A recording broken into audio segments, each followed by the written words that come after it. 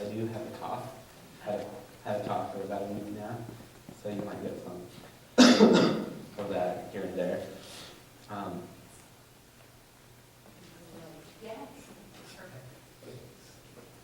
Okay.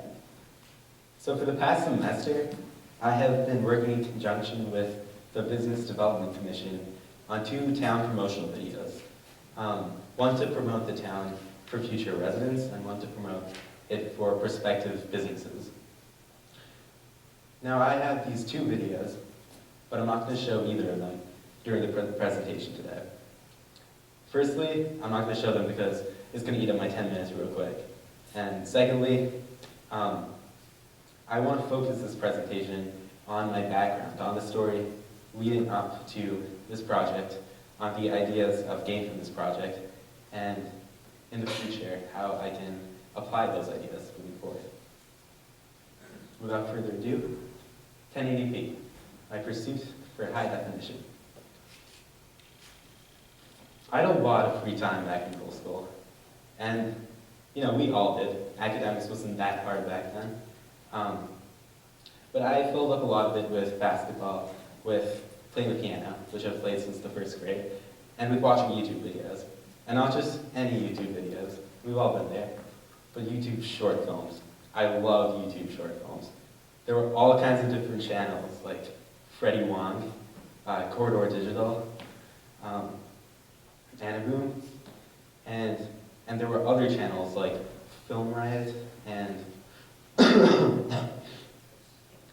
and Indie Mogul and Video Copilot that was more towards like the tutorial sides of things.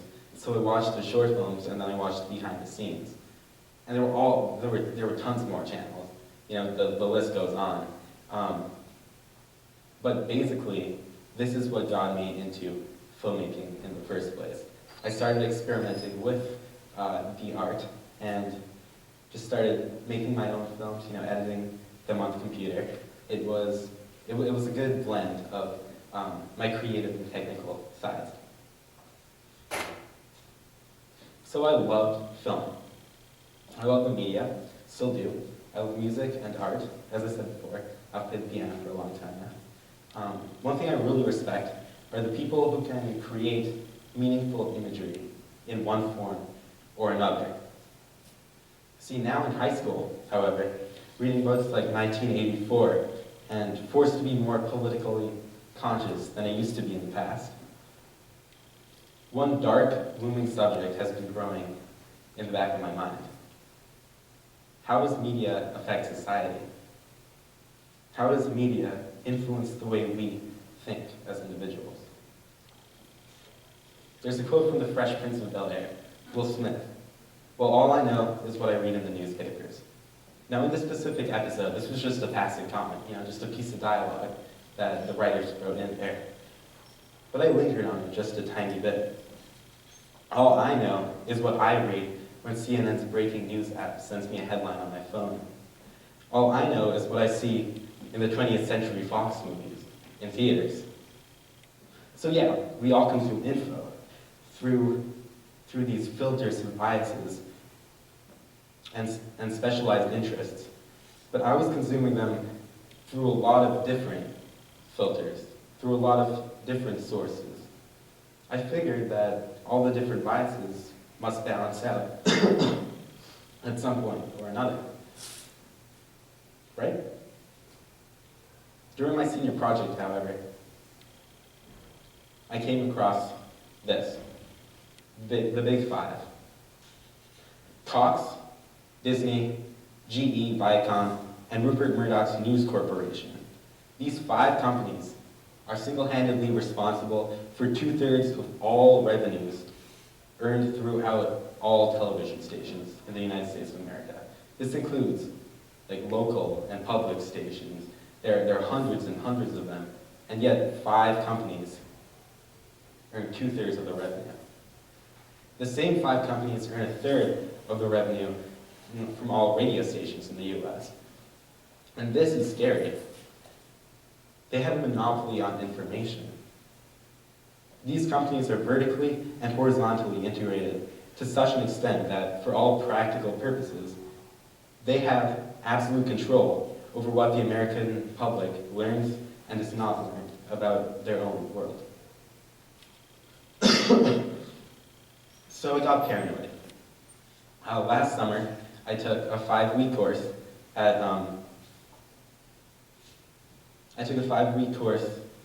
about media consumption through the Advanced Studies program at St. Paul's School. I began to keep track of all my social media aggregates, and these aggregates, like Twitter, which has been really valuable to me throughout the time that I've been there. Twitter is a great way for me personally to have a single place where I can collect information from like all these different sources, to diversify my sources and to minimize a single bias affecting me. So I found aggregates like Twitter to be extraordinarily valuable. They've also introduced me to the concept of slacktivism, which is kind of like activism from the comfort of my own couch. You know, I can send tweets out in response to controversial issues, and along with thousands of other people doing this same thing, we can garner a reaction from people like I couldn't come into contact with individually. And so one idea began to grow in my mind. This got me a little optimistic. You know, media wasn't something to be feared. The media corporations weren't always some elusive, like, third party trying to control how we acted, kind of trying to control who each of us were. The Influencing Machine by Brooke Gladstone was a book that I read in the research for my senior project as well. The way she puts it was that the media is a reflection of the American public, a funhouse mirror through which we see ourselves warped by different perspectives and biases. She portrayed the media more as a portrayal of ourselves more than a third party who, tried to control us.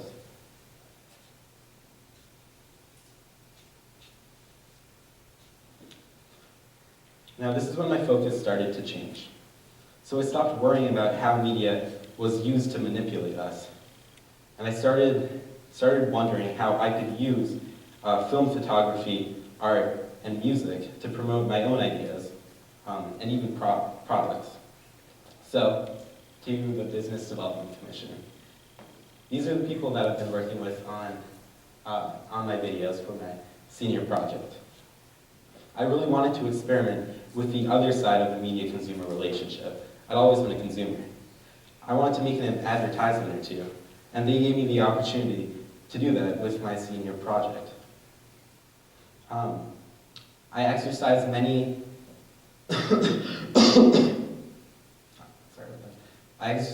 interviewing skills with them. I interviewed many of them along with people like the president of Raponi, the editor of the Bow Times, and various residents from around Bow, New Hampshire.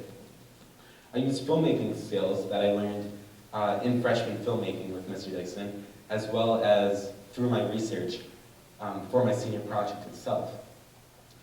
And I learned how to build emotional attachment through film, because the key to having an effective advertisement is building an emotional attachment. I found the most effective method to build such an attachment was through music. And this is something that I've had experience with before, so it turned out pretty well for me. It was just a simple, inspiring, happy track playing in the background of my videos. The videos could have a whole new, positive vibe that couldn't be achieved otherwise. So I exercised my musical techniques in making the music for the 2 videos. Now these videos will be online soon.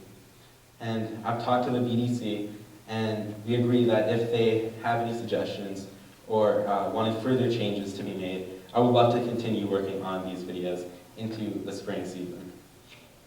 So luckily this project won't just end for me here. Now I'll leave you with this. We live in a time where anti-establishment is the in thing. Platforms for candidates like Bernie Sanders and Donald Trump are based on distrust for large corporations and their personal interests. But when it comes to the biases we see in mainstream media like the Republican Fox News and the Democratic MSNBC, as easy as it is for us to laugh at them, to not take them seriously,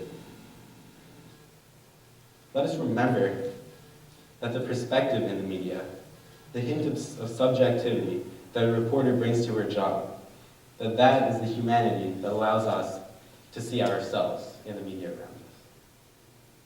I'd like to give a big thank you to the Business Development Commission, first off, to Ms. Dustin, my senior seminar teacher, and to Mr. Dixon for putting up with me for the last semester. Thank you all, and thank you for watching.